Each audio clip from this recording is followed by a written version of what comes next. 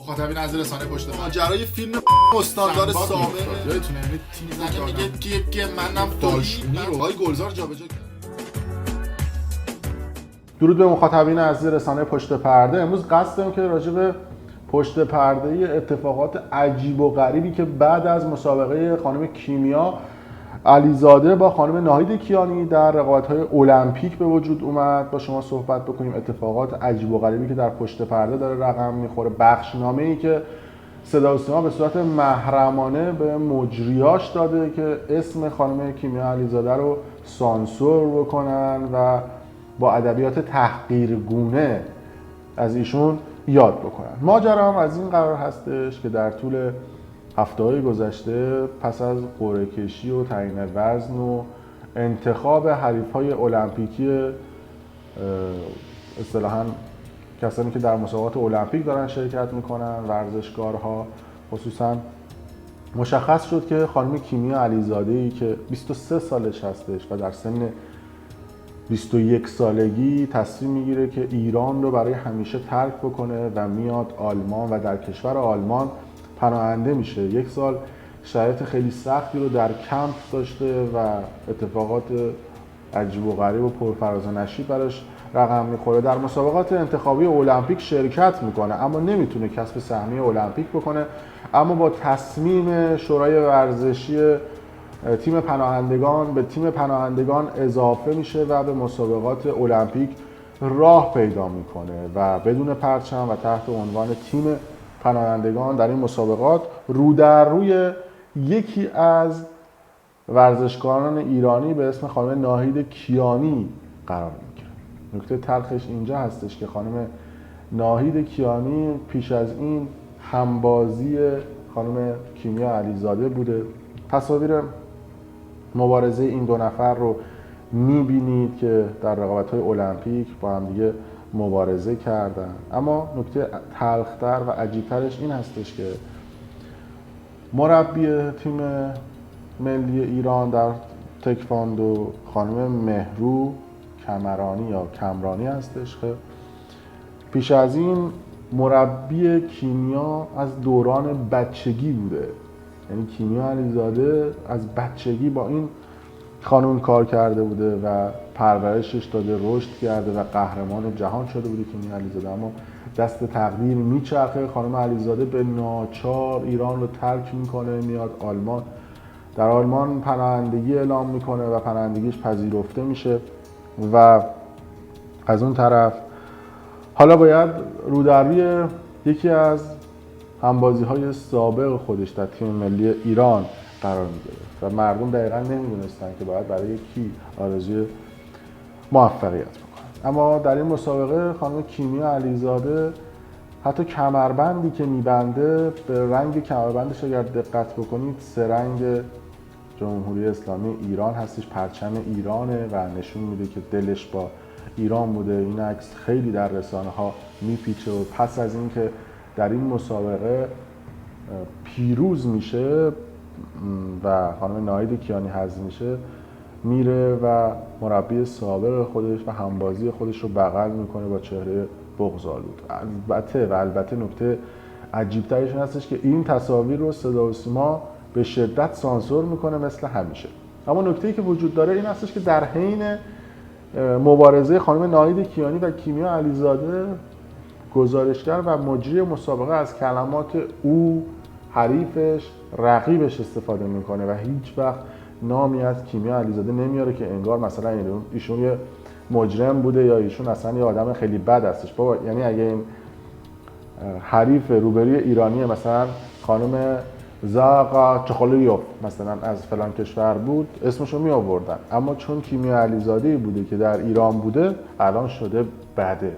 ببینید این گزارش. خانم کیانی با کلاه و ضربه‌گیر قرمز در مقابل حریف خودش که از تیم پناهندگان هست قرار گرفته و 3 امتیاز رو حریف او گرفته. ابتدای بازی با همون شیوه گذشته خودش هیچ آمادگی در مسابقاتی که واقعا بوده است نداشت.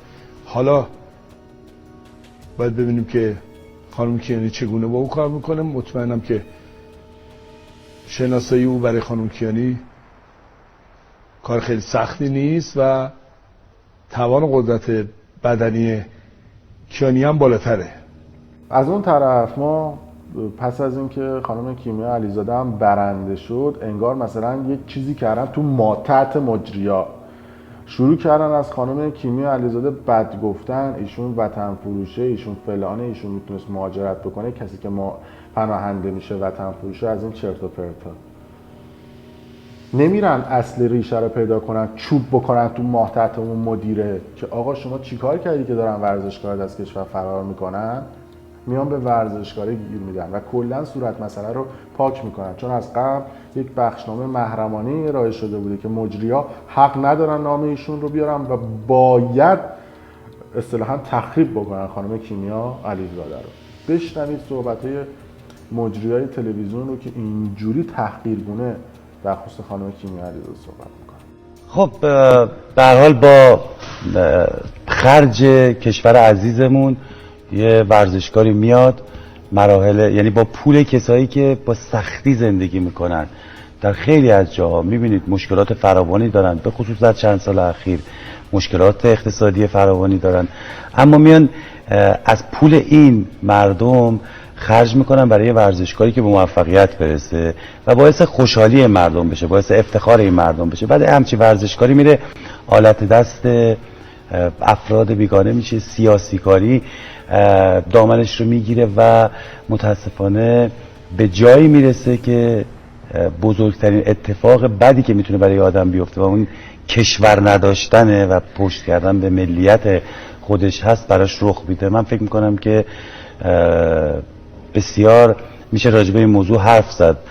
امروز رقابت کیمیا علیزاده و ناهید کیانی بگم، اونم این که واقعیتش اینه که بعد از المپیک ریو و مدال برنزی که کیمیا علیزاده برای ایران کسب کرد، شما حتما به یاد دارید، بینندگان عزیزمون حتما به یاد دارن که کیمیا علیزاده وقتی اومد از انواع و اقسام مسئولین، مردم، مسئولان استانی، مسئولان تراز بالای کشور، واقعا همه در حد توانشون از کیمیا علیزاده تقدیر کردن، تشکر کردن. حمایتی که از کیمیا علیزاده شد در حوزه ورزش کمتر کسی شد و اتفاقی که افتاد اتفاق تلخی بود. کیمیا علیزاده مهاجرت نکرد، کیمیا علیزاده پناهنده شد. مهاجرت یه تصمیمیه که ما احترام بذاریم، شاید سلیقه باشه، شاید هم نه، ولی اتفاقی که در کیمیا علیزاده اتفاق شد، او از زیر پرچم این اتفاق پسندیده نیست، شایسته نیست، به هیچ وجه نمیشه با این اتفاق همزاد پنداری کرد. آقا حافظ شما میدونی بسیاری از ورزشکارها، هنرمندها، نخبگان علمی خارج از ایران زندگی میکنن، اشکالی نداره، یه تصمیم شخصیه و اصلا ایزی نداره، ولی این که شما پناهنده بشی، این که از زیر پرچم ایران خودتو خارج کنی، ایرانی که کشور تو بوده، مردمی که همیشه حامی و یاور تو بودن، از زیر این پرچم بری بیرون، اقدام پسندیده نیست. ما الان آقای علیرضا فغانی رو به عنوان مثال داور تراز اول فوتبال دنیا، ایشون خارج از ایران زندگی میکنه، ولی آیا خودش رو از ایرانی بودن خارج کرده؟ نه، ایرانیه. ما آقای محمود فرشچیان رو داریم به عنوان یک هنرمند بسیار بزرگ و برجسته، ایشون خارج از کشور زندگی. بنابراین خارج از کشور زندگی کردن نکته نداره، یه تصمیم شخصیه. بازم تکرار میکنم، کیمیا خارج از ایران زندگی کن، ولی این که پناهنده شد و عملا ترجیح داد که از زیر پرچم ایران بره بیرون، این اتفاق خیلی تلخه.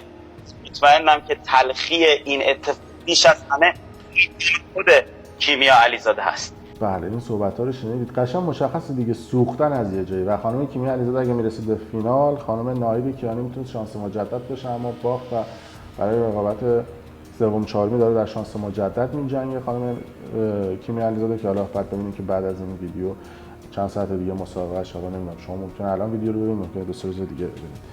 اما نکته‌ای که وجود داره این هستش که تو ایران هر کسی که مهاجرت میکنه، هر کسی که میره میشه بده. به خدا اگر تو ایران راه خروج آسون بود، راهی رسیدن به اروپا و امریکا و کانادا و استرالیا راحت بود، 70-80% ایرانی‌ها از دست این بدمدیریتی و از دست این سیستم حاکم فرار میکردن از ایران. درسته که راستی خودتون رو جدی گرفتین. یه سر بزنید تو کوچه و خیابون، یه سر بزنید تو پک و فامیل خودتون، ببین چند درصد مردم راضی‌ان. ببینید چقدر شرایط سخت کردید که طرف حاضر میشه 1 سال شرایط سخت رو تحمل بکنه و توی کمپ باشه، شرایط اینجوری تحمل بکنه که بتونه خودش رو آماده بکنه برای مسابقات. بعدش هم مگه پناهنده شدن کار آسونیه؟ مگه راحت آدم کشورش رو ترک بکنه؟ مگه راحت آدم برای همیشه از مملکتش بره؟ چرا اینا فکر میکنن که یه دنیا خارج از کشور راحته براشون این شرایط؟ من نمیدونم. به خاطر اینکه برن یه 4 تا انتقاد بکنن به اون مدیره، 4 تا انتقاد بکنن به اون سیستم حاکم که آقا چه چیزی باعث میشه که یه نفر مهاجرت بکنه؟ یه نفر هم واسه یه کشور زیاده که بخواد طرف مهاجرت بکنه. ما فقط تو همین آلمانش بالای 2-3 میلیون مهاجر داریم. در کل دنیا ما بیش از 10 میلیون ایرانی داریم که مهاجرت کردن. بابا 10 میلیون معادل جمعیت 2-3 کشور اروپایی. فراری دارید مردمو. بعد واسه ماسمالی میگه که اگه مهاجرت میکردن خوب بود، پناهنده شدن بد شده. ای بابا، همین نگاه نجات پرستانه شماست که این مملکت رو به اینجا رسونده دیگه. نگاه نجات پرستانه مگه چیز دیگه ایه؟ در هر صورت این کی میان میگن طرف وطن فروش بوده، طرف نمیدونم حرفا چیه؟ شما باعث شده طرف از اون مملکتش بره. فکر می‌کنم طرف آسونه، فکر می‌کنم طرف راحته. بالا طرف تو کشور خودش باشه، تو زبان مادری خودش باشه، راحت باشه، براش شرایط فراهم باشه. مگه دیوانه است از اون مملکت بره؟ به قول اون دوستمون میگفتش که خانم ناهید کیانی هم که در مقابل ایشون داشت مبارزه میکرد، واسه ایشون شما چه امکاناتی رو فراهم کردید؟ اصلا رفتید داداش مستند بگیرید، نمیدونم بهش رسیدید، همون حریف روبروش که میگید ایرانیه، خانم کیمیا علیزاده، اصلا شما ول کنید. مثلا حریفش، واسه همتیمیاش، واسه سایر ورزشکارا شما تو ایران مگه کاری دارید انجام میدید؟ واسه سایر ورزشکارای قبلی المپیکمون برید رزومه هاشون رو نگاه کنید، مگه کاری انجام دادن؟ در صورت این نظر ما بود. مرسی که تا این لحظه با ما بودید و اگر دوست داشتید شما نظر بذارید و کامنت بذارید و ویدیو رو به اشتراک بذارید و ممنون که تا این لحظه با ما همراه بودید.